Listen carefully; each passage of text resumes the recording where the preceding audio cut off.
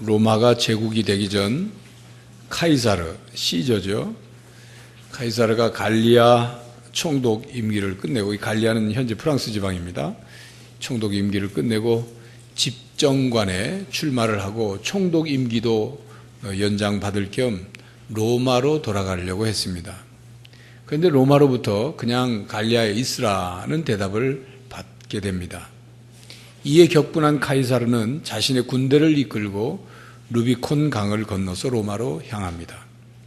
그게 기원전 49년 1월에 있었던 일입니다. 루비콘 강은 이탈리아 북부에 있는 아주 작은 강입니다.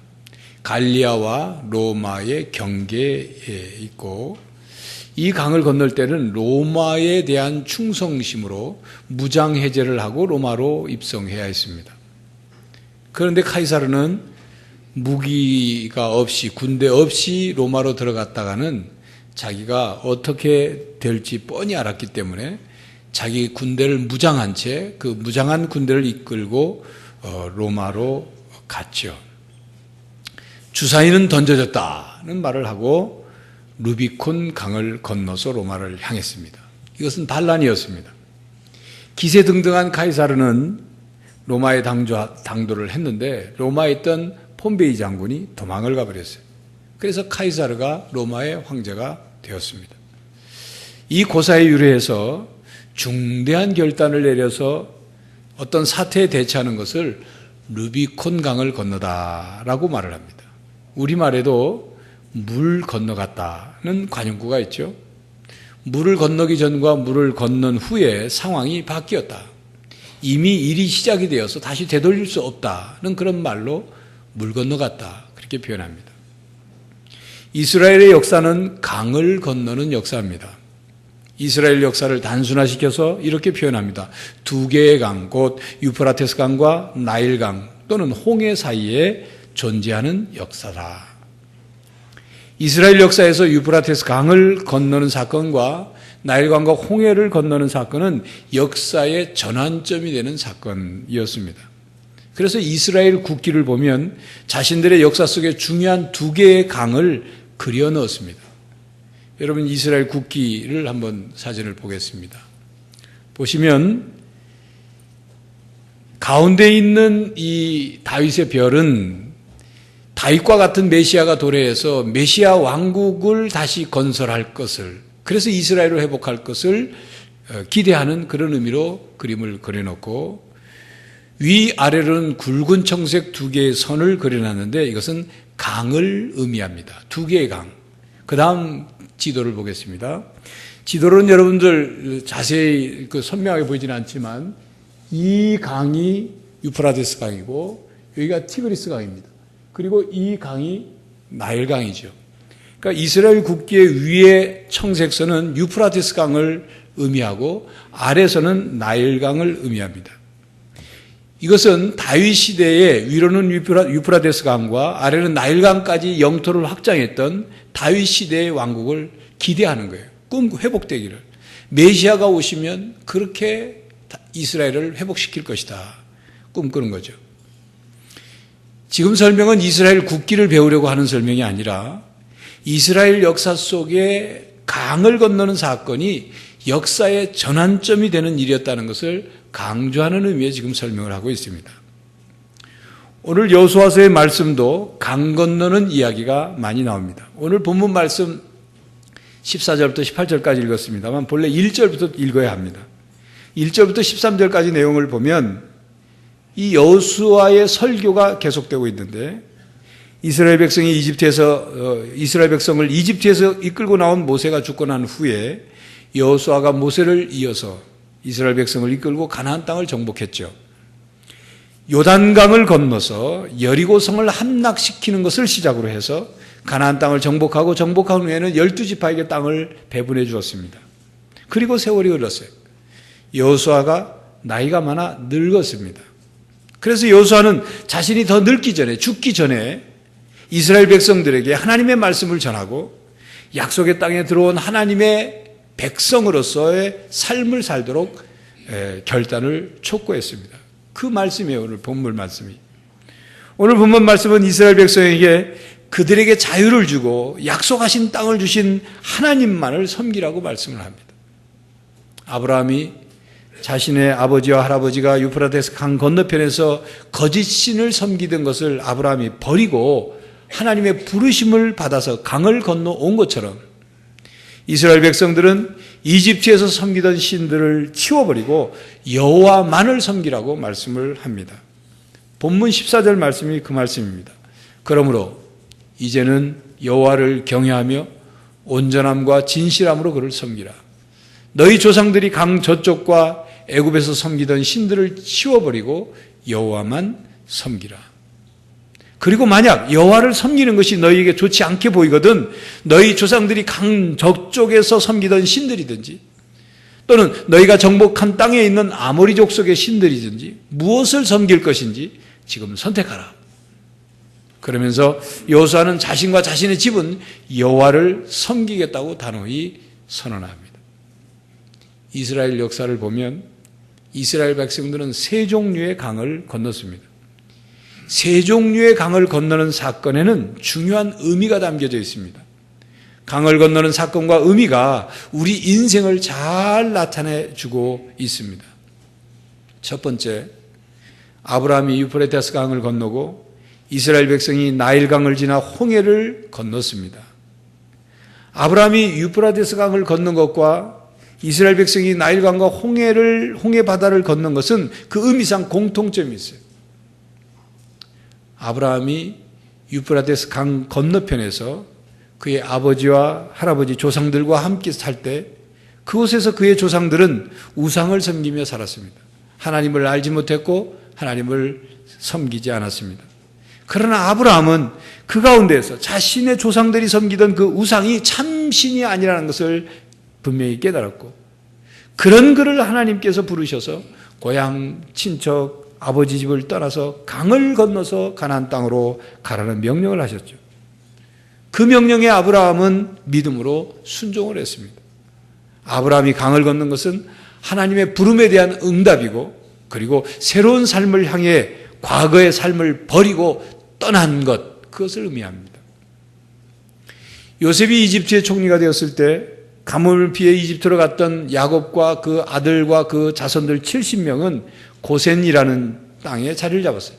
나일강의 그 위에 그 하류 부분에 있는 거죠. 특별히 이제 그 고센 땅이라는 곳에 자리를 잡고서는 가뭄이 끝나면 이제 가나안 땅으로 돌아가야 했는데 그곳에 그냥 눌러 앉았어요. 가나안 땅으로 돌아감에도 불구하고 돌아갈 생각을 하지 않았어요. 이집트에서 눌러 살던 이스라엘 백성들에게 요셉을 알지 못하던 왕이 통치하게 되자 상황이 바뀌게 된 거죠. 그래서 이스라엘 백성은 이스라엘 족속은 그곳에서 노예로 전락해버렸어요. 결국 430년이라는 세월이 흘러서야 이스라엘은 모세의 인도를 따라 이집트를 떠나게 되었습니다. 출애굽이죠. 영어로는 엑소더스라고 합니다. 엑소더스란 뜻은 나감, 어떤 출발, 탈출 이런 뜻이죠. 출애굽, 이 엑소더스는 바로 왕으로부터의 탈출입니다. 애굽 문화, 즉 우상 문화로부터의 탈출입니다. 바로 왕은 자신을 신격화해서 섬기게 했습니다. 하나님은 바로 왕이 아닌 하나님을 하나님으로 섬기도록 이스라엘을 해방시킨 거예요. 여러분, 애굽의 문화는 우상 문화입니다. 별의별 신이 다 있어요. 태양신으로부터 시작해서 코브라 형상으로 한 신, 풍뎅이 형상의 신, 개구리 형상의 신, 암소 형상의 신, 원숭이 형상의 신, 매 형상, 독수리 형상, 악어 형상, 각종 형상의 우상들이 무수히 많았어요. 돌이나 나무나 금으로 그것도 거대한 형상을 만들어서 섬겼어요. 하나님은 이스라엘 백성이 여호와 하나님 외에 다른 신들로부터 떠나기를 원하셨던 거예요. 당시 이집트의 발달한 문명과 이집트의 그 굉장한 힘, 그것보다 하나님의 능력이 더 크고 위대하심을 나타내셨어요. 이스라엘 백성뿐만 아니라 그 당시 근동지역의 모든 나라 백성들에게 하나님만이 참신이시고 다른 족속들이 섬기던 모든 우상들은 보잘것없는 그 능력, 그것이 아무것도 아닌 것을 10가지 재앙을 통해서 드러내셨습니다. 그리고 이스라엘 백성들이 나일강을 지나 홍해바다를 건넌 것, 그건 종과 노예로부터의 해방이죠. 그리고 또한 나일강 문화로부터의 탈출입니다. 여러분, 나일강 문화는 풍요의 문화입니다. 나일강을 중심으로 비옥한 땅을 통해서 이집트는 많은 농작물들을 수확했어요.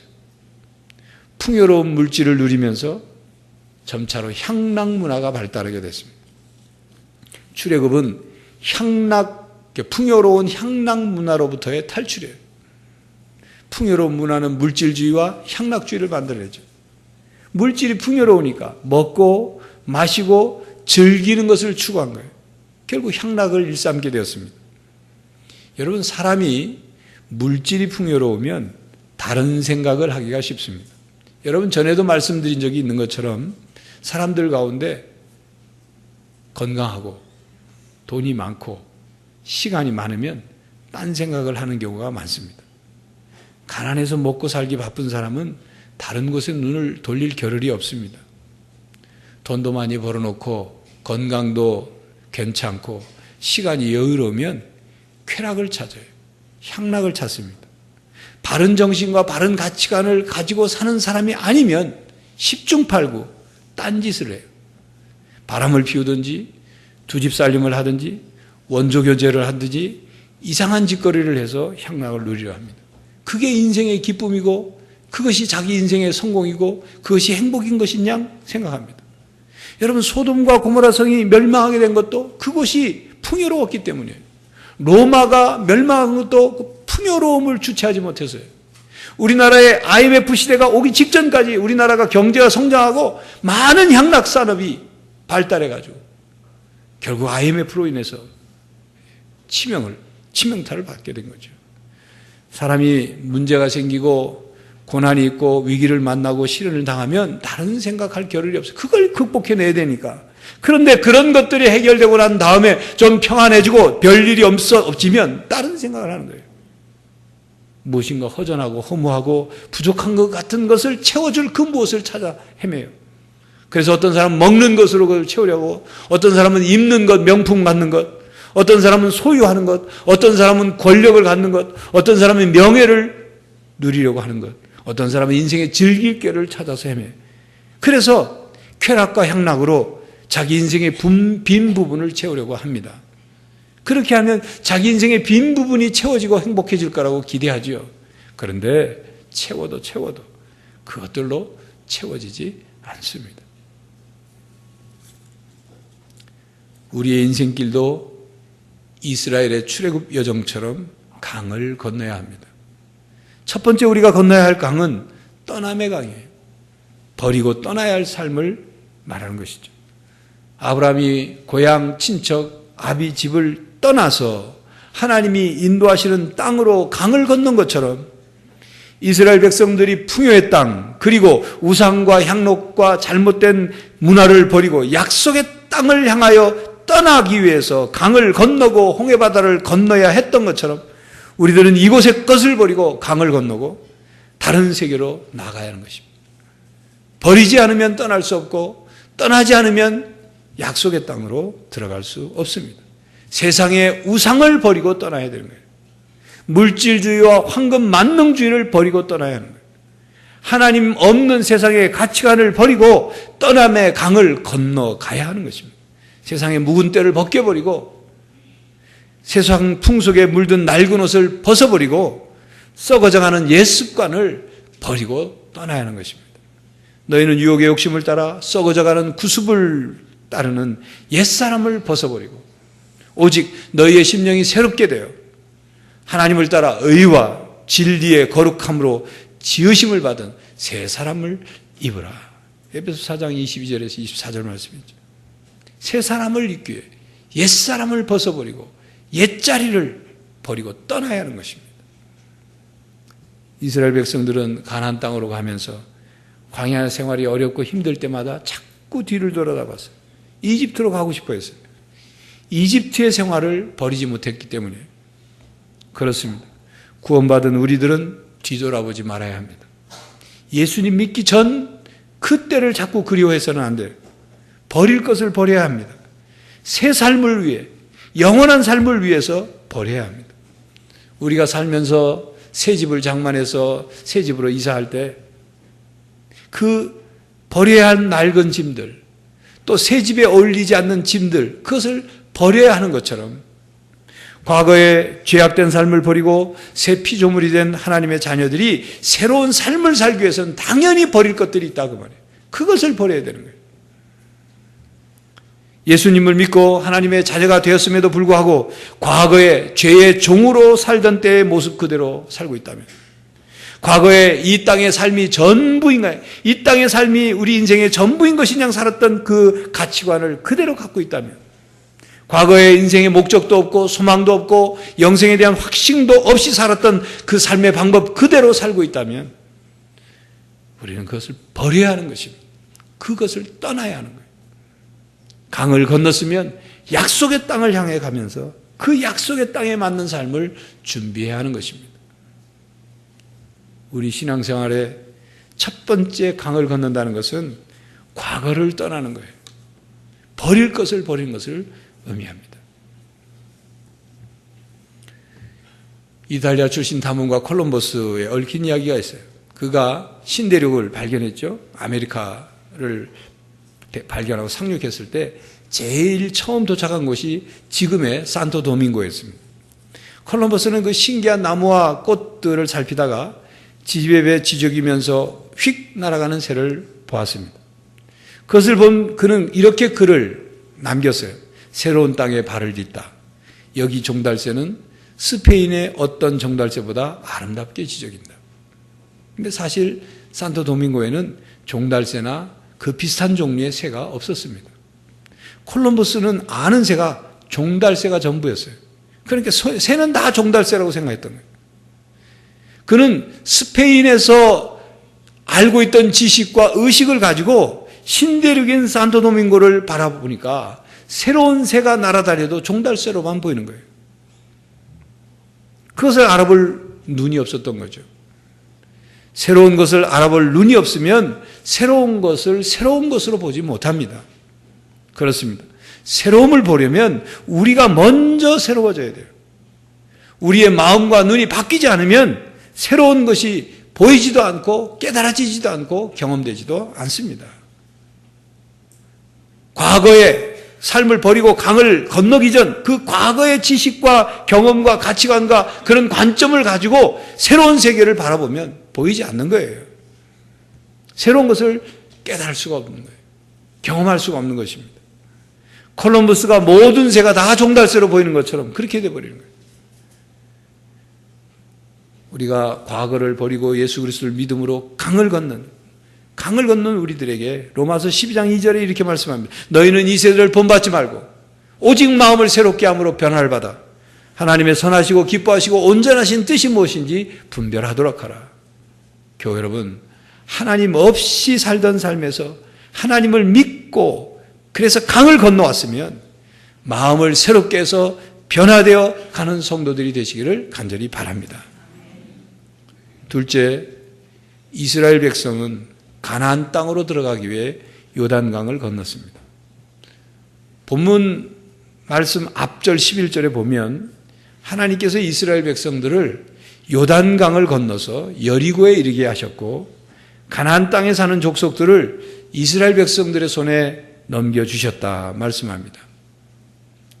이스라엘 백성들이 가나안 땅을 들어가기 위해서 40년의 광야 생활을 거치고 요단강을 건넌 것은 하나님의 약속의 성취죠. 흔히들 우리 인생의 삶을 강 이편의 삶과 강 저편의 삶으로 나누어 표현합니다. 그리스 신화에도 보면 사람이 죽으면 5개의 강을 건넌다고, 그래서 하데스라는 곳에 도착한다고 말합니다. 첫 번째 강은 비통의 강, 두 번째 강은 시름의 강, 세 번째는 불길의 강, 네 번째는 망각의 강, 다섯 번째는 증오의 강을 건너서 하데스에 도착한다고 표현합니다. 죽음을 강을 건너는 것으로 표현한 거죠. 우리 인생에 비유할 때 요단강을 건너는 것은 약속의 나라인 천국으로 들어가는 것을 의미합니다. 광야와 같은 인생을 살다가 가나안 땅 같은 천국에 들어가기 위해서 우리는 요단강을 건너야 합니다. 그래서 찬송 중에 장례 때 부르는 찬송, 소망에 관계된 찬송을 부를 때 그 가사를 보면 요단강가에 섰는데 내 친구 건너가네. 그런 가사가 있는 거예요. 며칠 후 요단강 건너가 만나리. 그 가사가 있는 거죠. 우리 모두는 요단강을 건너갑니다. 청년일지라도 노인일지라도 누구나 어떤 사람도 예외 없이 요단강을 건너가야만 합니다. 언제 누가 요단강을 건너야 하는지는 하나님만이 아셔요. 하나님의 절대적 주권이죠. 그렇기 때문에 한 번 죽는 것은 정한 이치고 그 다음은 심판이 있다고 히브리서 9장 27절에 말씀합니다. 우리 인간이 죄에게 종로로 탐으로 죄가 우리들에게 죽음을 상으로 준 거예요. 죄가 주는 상이 죽음이에요. 그래서 사는 동안 우리는 죽음의 그림자를 겪으면서 살아가요. 슬픔, 질병, 갈등, 그리고 이별, 형언할 수 없는 그런 아픔들, 이게 죽음의 그림자들이에요. 교회 여러분, 사람은 살아있으나 죽음을 향해 가고 있습니다. 그러므로 우리는 죽음이 가까이 있다는 사실에 친숙해질 필요가 있어요. 언제 누가 요단강을 건널지 모르기 때문입니다. 사람들은 죽음을 두려워해서 죽음을 멀리하려는 경향이 있습니다. 그래서 동네에 장례식장이 들어오는 것을 싫어합니다. 교회를 새롭게 건축해서 교회 안에 장례식장을 만든 것에 대해서 싫어하는 교인들이 제법 있다고 합니다. 어떤 교회는 교회를 새로 건축하면서 장례식장을 만들었는데 얼마 동안에는 교인들이 다 그 장례식장을 이용해서 장례를 치렀어요. 그런데 평상시에 장례식이 있는 그곳을 지나가는데 왠지 기분이 나쁘고 불편해서 다시 없애버렸다는 겁니다. 죽음을 멀리하고 싶어하는 거죠. 우리나라 말기암 환자의 40% 이상이 자기가 마지막 인생을 맞이하고 있다는 것을 통보받지 못한 채 죽음을 맞는다고 합니다. 의사들로부터 가족들로부터 당신은 이제 얼마 남지 않았습니다. 당신이 이제 몇 개월밖에 남지 않았습니다. 이 말을 듣지 못한 채 죽음을 맞는 거예요. 우리는 생각할 때 환자를 위해서 그러는 거다. 그런 얘기를 들으면 환자가 치료받을 그 어떤 생의 의욕을 잃어버릴 것 같아서 얘기 안 하는 거다. 도움되지 않을 테니까 라고 말을 합니다. 그런데 만약 그 사람이 자기에게 남겨진 시간이 얼마 남지 않았다는 것을 알게 된다면, 그래서 좀 더 건강할 때 그가 가보고 싶은 것에 가보고 만나고 싶은 사람들을 만나고 용서하고 화해할 사람들을 만나 용서하고 화해하고 자기 인생을 마지막 죽음을 준비할 수 있다면 그건 전혀 다른 삶이 되는 거죠. 그냥 고칠 수 없는 질병이니까 그냥 모른 채 죽음을 맞게 한다. 정말 환자를 위한 것일까요? 이런 모든 것이 죽음에 대해 두려워하고 준비가 되지 않은 이유 때문에 그렇게 하는 것입니다. 우리 모두는 요단강을 건너 약속의 하나님 나라 천국으로 가야 합니다. 우리 인생은 강을 건너는 삶이에요. 이 땅에서 영원히 살 수 없습니다. 강을 건너 천국으로 가야 하는 것입니다. 죽음은 우리의 평강을 빼앗아갑니다. 그리고 불안과 두려움, 그리고 우울과 허물을 가져다 줍니다. 그러나 예수님은 이 죽음의 문제를 해결해 놓으셨고 우리에게 평안을 주셨어요. 예수님 외에 다른 길이 없습니다. 예수님은 우리의 길이요 진리요 생명이시고 예수님이 친히 부활하셔서 우리에게 산 소망이 되시다. 너희도 나처럼 부활한다. 그러므로 이 세상에 살고 있는 사람들에게는 두 종류의 인생이 있는 거죠. 영원한 생명을 얻어서 요단강을 건너 생명의 부활로 나가는 사람과 세상의 신을 떠나지 못해서 요단강을 건너긴 했지만 심판의 부활로 나오는 사람, 이 둘 중에 하나예요. 여러분은 어떤 사람입니까? 약속의 땅에 들어갈 수 있는 확신이 있습니까? 요단강을 건너기 위해서 준비하고 있습니까? 예수님께 주신 영생을 소유하고 있습니까? 교회 여러분, 구원과 영생의 부활을 위해서 요단강을 건너는 믿음의 사람, 소망의 사람이 되시기를 간절히 바랍니다. 셋째로, 이스라엘 백성은 다시 유프라테스 강을 건넜다가 다시 돌아왔습니다. 가나안 땅을 정복해서 나라를 이루며 살던 이스라엘 백성들이 하나님을 배반하고 우상을 섬기기 시작했어요. 우상에게 마음이 빼앗기고 하나님을 하나님으로 섬기지 않게 되자 이스라엘은 멸망했습니다. 바벨론의 포로로 끌려갔어요. 그때 이스라엘 포로들이 바벨론으로 가기 위해서 유프라테스 강을 다시 건너갔어요. 강을 건너가서 포로로 살다가 페르시아 왕 고레스 왕의 포로 귀환 명령에 의해서 다시 유프라테스 강을 건너서 고국으로 돌아왔어요. 이스라엘이 역사 속에 건넜던 이 세 번째 강 건넌 사건은 이스라엘이 하나님의 백성으로서 살다가 하나님을 떠났을 때 하나님의 징계를 받은 사건이에요. 그리고 다시 강을 건너오는 사건은 하나님의 백성으로 하나님께서 불쌍히 긍휼히 여기시고 그들을 회복시키시는 은혜의 사건이기도 하죠. 다시 강을 건너 고국으로 돌아온 사건, 바로 하나님께서 징계와 회복의 은혜를 베푸시는 것을 말합니다. 마치 누가복음 15장에 아버지 이 집에서 이제 잃어버렸던 아들을 다시 되찾은 그 비유에 나오는 내용처럼 둘째 아들이 아버지의 품을 떠났다가 다시 돌아온 그 사건과 같은 거죠. 우리가 신앙으로 살다가 구원받아서 신앙으로 광야와 같은 이 땅의 삶을 살다가 죄의 종으로 다시 끌려갔다가 회개하고 하나님께 다시 돌아오는 삶을 의미합니다. 교회 여러분, 여러분은 이 세 번째 강을 건너지 않기를 바랍니다. 나일강을 떠나고 홍해를 바다를 건너서 가나안 땅으로 행해 마지막 우리 인생을 마치고 요단강을 건너 하나님 품으로 가는 인생이 되지, 중간에 불필요한 하나님의 징계를 받아서 포로로 끌려가는 그런 그 불행한 그런 이 역사가 삶이 있어서는 안 되는 것입니다. 다시 왔던 길로 되돌아가지 않기를 바랍니다. 물론 우리가 하나님을 떠나고 하나님과 멀어졌다가 돌아올 때 하나님이 긍휼과 자비로 우리를 회복시키고 용서해 주시는 은혜를 베푸시지만 우리는 그러한 삶을 살아서는 안 되는 거예요. 다시 과거로 돌아가지 않아야 돼요. 하나님을 배반하고 하나님과 멀어지는 삶을 살아서는 안 되는 거예요. 세상 유혹에 휩쓸려서 뒤돌아가는 일이 없어야 한다, 그 말입니다. 오늘 말씀을 보면 요단강을 건너서 그것을 정복하고 약속이 이루어진 땅에서 살아갈 이스라엘 백성들에게 여호수아가 물었습니다. 다시 건너왔던 곳으로 돌아가고 그곳의 신들을 섬길 것이냐, 아니면 여호와 하나님만을 섬기며 살 것이냐 물었습니다. 결단을 촉구했어요. 그때 이스라엘 백성들이 우리가 결단코 하나님을 버리고 우상 다른 신을 섬기지 않겠습니다. 오직 여호와 하나님만을 섬기겠습니다 라고 대답했어요. 이 대답이 여러분의 대답이 되기를 바랍니다. 이 결심이 변하지 않기를 바랍니다. 교회 여러분, 이스라엘 백성들의 삶을 성경을 통해서 보면서 우리 인생이 강을 건너는 삶이구나 하는 것을 깨닫게 됩니다. 여러분, 죄악의 삶, 세상의 신을 섬기던 삶을 버리고 떠나서 구원의 강을 건넜다면 날마다 변화되고 성숙되는, 그래서 가나안 땅을 향해 가는 삶이 되시기를 간절히 바랍니다. 기도하겠습니다. 하나님, 광야 같은 이 땅의 삶에서 버리고 떠나야 할 것을 떠나게 하시고 예수 그리스도를 통하여 영생을 얻어 요단강을 건너 영생의 삶, 구원의 삶, 천국의 삶을 살기 위하여 날마다 변화되고 성숙되어가는 하나님의 백성이 되게 하여 주시옵소서.